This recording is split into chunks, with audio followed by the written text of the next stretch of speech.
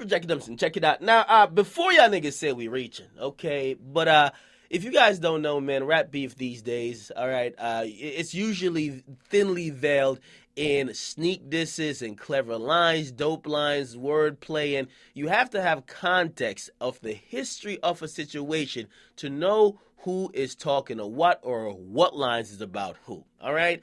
Now, it's not all rappers. I'm talking about rappers like J. Cole, even though he doesn't really sneak diss people. Kendrick, he definitely throws shots here and there. Big Sean at times, perhaps, or not even perhaps, definitely a Drake, and even like people like Jay-Z, they kind of diss people on a subliminal level. Now, they're not like other rappers where whatever comes out of their mouth is just random as fuck and you can't connect it or you're wondering why the fuck are you saying it. They're not like mumble rappers, okay? So when you hear someone say a line, it's most likely that that line relates to something going on, okay? Now, one line that seemingly went under the radar, a lot of people didn't pick up on it because we were too busy worrying about Drake dissing Pusha T and also dissing Kid Cudi on Two Birds, One Stone, was actually a line on a track that he dropped with 21 Savage called Sneakin' when he seemingly responded to Jay. Now, we got to give you the recap, all right? This is the issue or this is the situation recently with him and Jay. We know they don't really fuck with each other, all right? However, we did see Drake rap that he wanted to be on Rockefeller, then he turned into Jay. Now, Meek Mill, who supposedly is very close with Jay, he was offended like, yo, boy, why you say you Hove now, right? He mentioned that on one of his records, War Paint, I believe.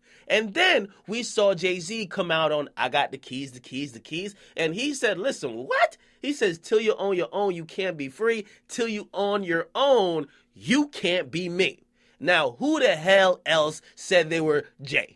Come on, let's just use fucking common sense, all right? Obviously, that's Drake, right? Again, he doesn't call any name. It's pretty subliminal. It's a sneak diss, but he's responding to Drake. Now, Drake seemingly is responding back to him on the song called Sneakin' with 21 Savage, and he said this, you ain't own it right away. You had to wait on niggas. Man, I'm only 29. Have some patience with us, all right? Now, again, if you didn't hear the context that I just broke down, you'd probably say, nigga, this is just random bars. But knowing someone like Drake, who's mastered the art of sneak dissing, right, you know these bars didn't just jump off the page out of nowhere, right? The people in the OVO sweatshop were probably instructed like, yo, we need some bars for Jay. Now, again, let's actually look at the line. You ain't own it right away. You had to wait on niggas. Man, I'm only 29. Have some patience with us. Now, he's obviously talking about Jay-Z when Jay-Z was at Drake's point in his life, all right? In terms of age, 30 years old. Was Jay the type of boss that Jay kind of said, till you own your own, you can't be free. Until you're on your own, you can't be me? Absolutely not. I mean, Jay-Z was still signed to a record label. I mean, he didn't have even, I believe, even presidency at that point. And he definitely didn't own his own music and wasn't on his own.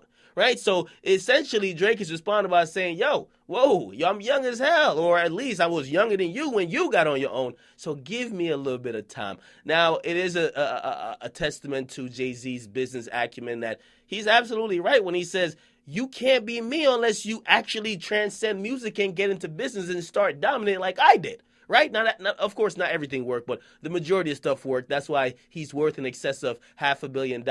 However, when you look at Drake, Drake is pretty much all music right now. His relevancy is straight music, all right? He doesn't have a TV show. He doesn't have, like, belts he's putting out or fucking... I mean, I guess he has a collab with Jordan, but come on, that's not really helping his brand. That's a collab.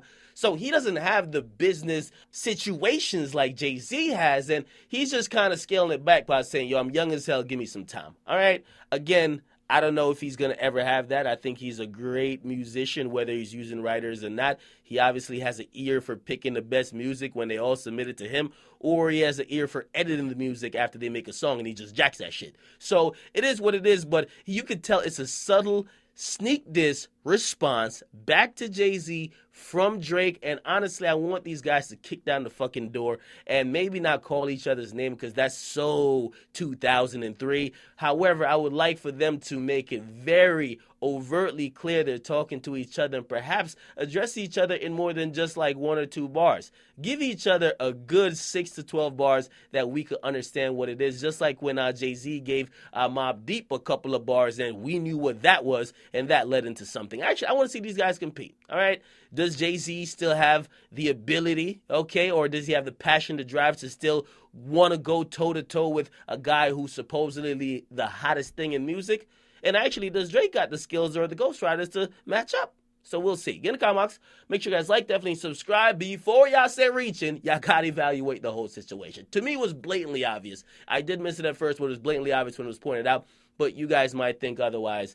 Because some of y'all niggas, I mean, you listen to like 21 Savage, you're listening to like Famous Dex, and come on, man, like, the rhymes are pretty fucking random, all right? Get in the comments. Make sure you guys like, definitely subscribe to Wood Academics. I'm out.